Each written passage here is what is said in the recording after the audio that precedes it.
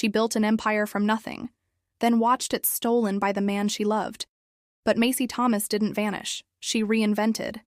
This isn't just a story of betrayal. It's a masterclass in vengeance, resilience, and reclaiming power. When they tried to bury her, they forgot she was the seed. They told me my father died a hero, a clean death in a war stained by secrets. I believed them. I had to. Until I opened the journal. Now I understand.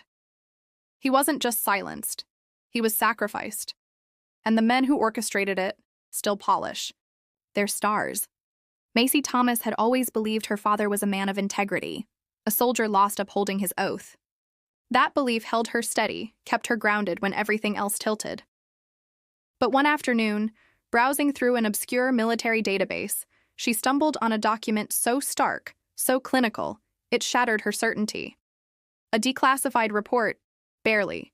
A page, listing his death not as valor, but a necessary disposal. An operational failure, a risk eliminated. Her mourning turned to fire. To fury. This wasn't just a loss. This was betrayal, calculated, cold, and sanctioned. She wasn't just grieving a parent anymore. She was carrying the burden of a truth that powerful men wanted buried, and now they're watching her. The file didn't just detail her father's end. It hinted at operations still active. It named people who had since risen through the ranks. Men her family once trusted. Men like her uncle. Macy wasn't naive. She knew exposing the truth meant risking everything, but she wasn't chasing justice. Not anymore. She was demanding accountability. She would no longer be quiet or safe. She would be loud. She would be dangerous. She would be her father's daughter. I knew something was wrong the second the waiter's eyes met mine. Sympathetic, uncertain. That look people give when they think you've been left behind. Expecting someone, miss? Yeah, I replied, smiling politely. They're just running late, but they weren't. They weren't coming. A week ago, I had made this reservation. A celebration. 6 seats. My promotion had come through. Senior brand strategist. A title that sounded as impressive as the paycheck. I thought they'd want to celebrate. My mom, Logan, Sabrina, Uncle Henry, Cam. Only I had shown up, dressed in my navy wrap dress, hair straightened to a shine, heels that hurt. I had planned every detail, hoping they'd finally see me. The waiter returned. Wine list? Nodded, choosing a bottle I hadn't touched since graduation. The same one Dad had picked that day. It felt right, nostalgic. I kept checking the entrance, hoping for excuses, a flat tire, a time mix-up, anything, nothing, a buzz, a text, from Mom. You're not exactly a priority right now. We'll catch up soon. Enjoy your dinner. The words hit like ice water. Read them again, still cold, still detached. No apology, no congratulations, just dismissal. Around me, the restaurant was alive with joy, laughter, birthdays, anniversaries, all the things worth celebrating. I was invisible, forgotten. No, not forgotten. Ignored. I paid their bills. Fixed their problems. I was the dependable one, the steady hand, and they couldn't even bother to show up. It hadn't always been like this. After Dad died, everything fractured. Quietly at first, then visibly. Mom struggled. Logan spiraled. Sabrina lost her job. Even holidays became patchwork affairs, so I stepped up. At first, it felt noble, then necessary, then routine. Now, it felt like theft. They didn't just take my help, they took my presence for granted. Later that night, a notification, a photo, from Sabrina. The whole family gathered outside a different restaurant, laughing, toasting. Logan is holding motorcycle keys. My stomach dropped. The timestamp? An hour after Mom's text. They hadn't forgotten me. They had left me out. They had used my money to celebrate him. I opened a spreadsheet I'd been avoiding. Titled in bold, family support, private years of expenses, mortgage, cars, holidays. Total, $82,410.37. I canceled the autopay. Left a note on Mom's door. Let him handle it now. You raised me to care for everyone else, but never taught me how to care for myself. And I walked away. Freedom doesn't feel like victory. It feels like vertigo. The morning after, I expected satisfaction. Instead, I stood barefoot in my kitchen, coffee cooling, wondering who I was without the label. Caretaker. No calls, no texts, not even blame, just silence. I deleted the group chat, the one filled with Logan's dreams, Sabrina's pet updates, and Mom's passive requests. All the noise. Gone. I waited for someone to care, to fight for me. They didn't, so I made a list. What do I want? At first, I wrote nothing, then peace, a break, then more, to sleep without guilt. A job that's mine, not their lifeline. To be more than resilient, to be celebrated. The list grew, and with it, a new sense of self. Work didn't slow down. Promotions didn't fix the hole. Macy, we trust you.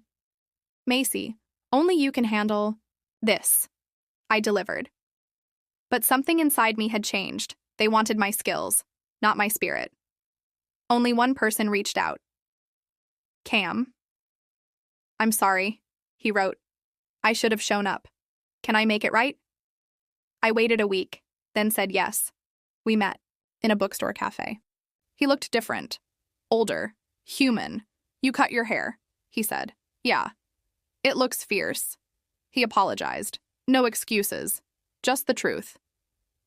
I asked if he knew. He hesitated. Not at first. Sabrina called late, said it was something small. Said you had other plans. She lied. He nodded. I think she lied to herself too. I sipped my coffee. I'm not second place anymore. You shouldn't be, he said. And for the first time in years, I believed him. Macy Thomas stood in the center of the ornate ballroom, the applause still ringing in her ears. Her sleek black gown shimmered under the chandelier's warm light, the award for Most Influential Innovator of the Year clutched tightly in her hand. Her dream had come true, or so it seemed. She caught Damien's eye across the room. He smiled. That charming smile, the one that had made her fall for him 10 years ago when they were just two broke visionaries coding in a garage. Now, Thomas & Vale Innovations was a tech empire, and she was its queen. Or she thought she was. It wasn't until the after-party, when the champagne had fizzled and the crowd had thinned, that Macy noticed something was wrong. Damien avoided her eyes. Their CFO, Jessica Reed, flitted nervously between hushed conversations. And her assistant Erin seemed unusually tense. Then came the email. One line. Macy, we need to talk. Urgent. Erin. She found him in the underground garage, pacing. I didn't want to do this tonight, he said, voice low. But you need to see this. He handed her a folder. Inside were internal memos, emails, and board minutes. Damien and Jessica had been orchestrating a coup, filing documents to strip Macy of her voting shares through a shell acquisition she hadn't authorized. Her signature had been forged. The board had already voted. They're going to announce it on Monday, Erin whispered. Macy's knees buckled slightly. The woman who had given everything, her youth, her health, her marriage, to build a company based on ethics and innovation, was being erased. She stared at the glossy award still in her hand. They think I'm done, she said. Her voice was steady, cold, ready. By Monday morning, the tech world was ablaze with news. Damien Vale was now the sole CEO of Thomas & Vale Innovations. Macy's name was missing from the press release. The article on Tech Pulse called it a strategic evolution. Macy watched it unfold from the silence of her downtown condo. The headlines weren't the worst part. It was the betrayal. 10 years of partnership, of love, reduced to a PR stunt. She didn't cry, she didn't scream. She planned. Erin arrived by noon, clutching a flash drive. They moved the shell company funds through an offshore account in Belize. But I found their weak spot, Damien's digital footprint. He's not as clean as he pretends. They spent hours reviewing the data. Illicit stock manipulation, insider trades, intellectual property theft. Macy's patents had been quietly reassigned. Legally, she owned nothing. But ethically and emotionally, she held everything.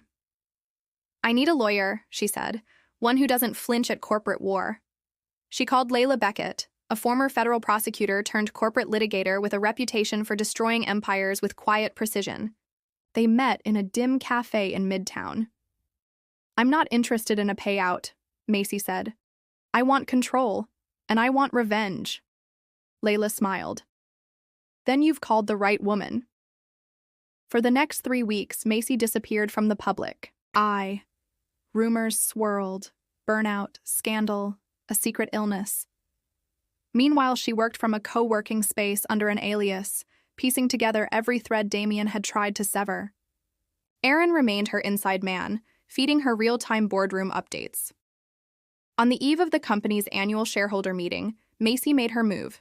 She sent an anonymous tip to the Guardian Wire, linking Damien to illegal surveillance software sold under a shell subsidiary. The story broke in the morning. Stock prices plummeted. Investors panicked. Then came the subpoena. Layla had filed a civil suit for corporate theft, forgery, and fiduciary misconduct. The charges carried not only financial penalties but also the risk of federal investigation. Damien's smile faded quickly. At the shareholder meeting, his speech was interrupted by boos and shouted questions. Jessica resigned on the spot, but Macy didn't show up. Not yet. She wasn't done. She wanted everyone who stood by and watched it happen to know. The queen had been dethroned, but she hadn't disappeared. She was building her army, and soon she'd be back on the battlefield. Part 3. The Reckoning. 3. Weeks after the shareholder revolt, a sleek black car pulled into the circular drive of Thomas & Vale's headquarters. Out stepped Macy Thomas, dressed not in the glossy elegance of gala nights, but in a tailored midnight blue power suit. Her heels clicked like war drums against the marble floor as she entered the building she once called her empire. Security recognized her instantly, but hesitated. She offered a tight smile and held up a document. "Court order," she said coolly. "I'm here to collect what's mine." Behind her, Layla Beckett followed, flanked by 2 federal marshals. The court injunction, filed under emergency motion, granted Macy temporary oversight authority as part of the forensic audit into Damien's misconduct. The judge had ruled, pending investigation, Thomas & Vale's leadership structure would be frozen, and co-founder Macy Thomas would resume operational access. The boardroom was silent when she entered. Damien was already there, flanked by his high-priced legal team. He looked paler than usual. The headlines had not been kind.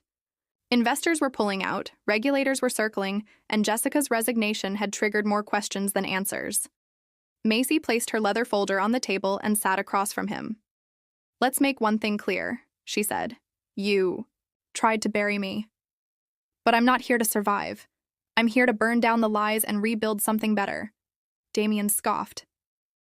"You think a few leaked documents and a courtroom stunt make you queen again?" Layla slid a tablet across the table. On screen, a signed affidavit from a whistleblower, Jessica herself, detailing the full scope of Damien's forged acquisitions, the falsified board votes, and the manipulation of investor data. Damien's expression cracked. "The SEC will be in touch," Layla added smoothly, "and so will the DOJ."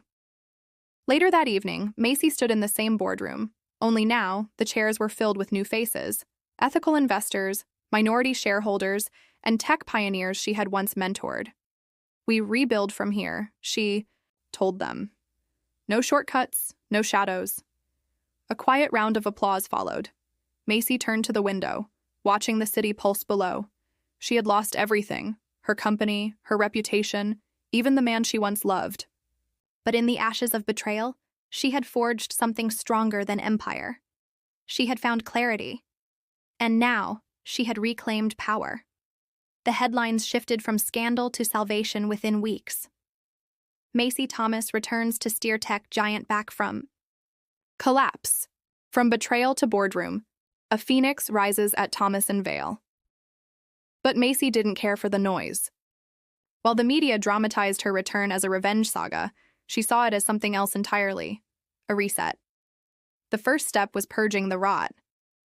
Damien resigned under pressure, escorted out of the building not by security, but by silence. No farewell, speeches, no applause. Just the sound of the door closing on a legacy built on fraud. Federal investigations loomed, and though he tried to spin the narrative, the evidence was damning. Jessica, now a cooperating witness, vanished from public view. Macy turned her focus to the people who had been ignored and overlooked: engineers, designers, ethical technologists who had been silenced or shut out in the pursuit of rapid expansion. She invited them back, not with fanfare, but with transparency. "No more top-down commands," she said at the first company-wide meeting. "From now on, we build in the open, and we lead with integrity." There was hesitation at first. Some employees feared retribution. Others weren't ready to believe the company could change. But Macy showed up daily, humbly, and visibly. She joined code reviews. She answered emails herself. She made coffee runs with junior developers. Slowly, the walls began to crumble. Aaron was promoted to director of strategy. His loyalty, once quiet and unrecognized, was now central to Macy's vision.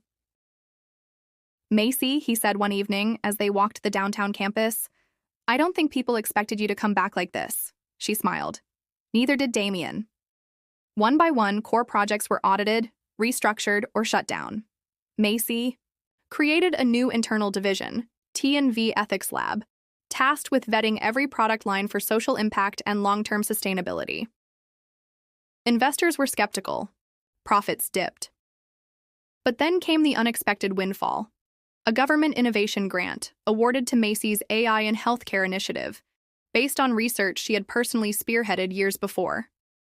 The tide turned. Former clients returned.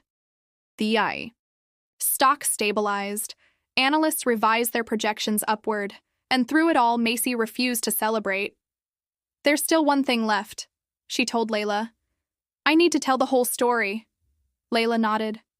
"Are you sure you want to go?" "Public?" Macy stared at her reflection in the glass wall of her office. "I don't want revenge anymore. I want the truth." She scheduled an exclusive sit-down with the Guardian Wire, the same outlet that had exposed Damien. In a calm, measured voice, Macy laid it all bare: the betrayal, the forged documents, the manipulation of power. But she didn't stop there. She talked about burnout, about the toll of leadership, about losing herself in the race to stay relevant. "I had to be dethroned," she said, "to remember why I built the crown in the first place." The interview went viral, but this time the headlines didn't scream scandal. They whispered something rarer. A year later, the skyline outside Macy's office shimmered beneath the evening glow, the city pulsing with energy, ideas, and possibility. Inside the newly redesigned headquarters of Thomas & Vale, now renamed simply Thomas Innovations, a quiet sense of purpose had replaced the once cutthroat air of urgency. Macy stood by the window, no longer the ghost of a fallen leader, but the architect of a renewed future. The company had rebounded, not through spectacle, but through substance. The AI and healthcare initiative had launched nationwide, reducing diagnostic errors in underserved hospitals. The ethics lab became a need-based industry benchmark, consulting with other tech firms on responsible innovation. And Macy, once seen only as a brilliant mind, was now hailed as a transformational leader. But legacy, she knew, wasn't built in headlines. It lived in the people she mentored. It echoed in the late-night brainstorming sessions with interns who reminded her of herself. It pulsed through the code written by a new generation of idealists who believed in building something that mattered. Aaron entered her office, holding a sealed envelope. This just arrived. From the U.S. Patent Office. Macy opened it slowly. It was confirmation. Her name had been officially restored as the sole inventor on all disputed patents. Every line of code, every breakthrough innovation, reclaimed. Aaron grinned. "It's finally all yours again." She shook her head gently. "Not just mine. Ours." A pause. "I've been thinking," she said, turning back to the cityscape. "It's time I step down." Aaron's smile faded. "What? But things are finally right." "Exactly." which means the company doesn't need me at the helm to survive. That's the point, isn't it? To build something strong enough to last beyond you? She announced her transition at the annual summit. She would move into an advisory role, mentoring leaders across sectors on ethical tech. Erin would become the new CEO, trusted, tested, and unshakably loyal. Her final address wasn't a speech. It was a story of love, of loss, of betrayal, and ultimately, of rebuilding with purpose. Power is fleeting, she said. But values, they outlive us. Make sure what you build reflects who you are, not just what you want. The applause wasn't thunderous. It was steady, sincere. Months later, Macy sat on a panel at a global ethics conference. A student asked her, "What's the one thing you'd do differently?" She smiled. Not with bitterness, but with wisdom. "I wouldn't change a thing," she said. Because sometimes you have to be broken to be rebuilt stronger, not for revenge, not for redemption, but for clarity. As she stepped off the stage, a quiet peace settled in her heart. Macy Thomas had lost everything once, and in doing so, she had found herself.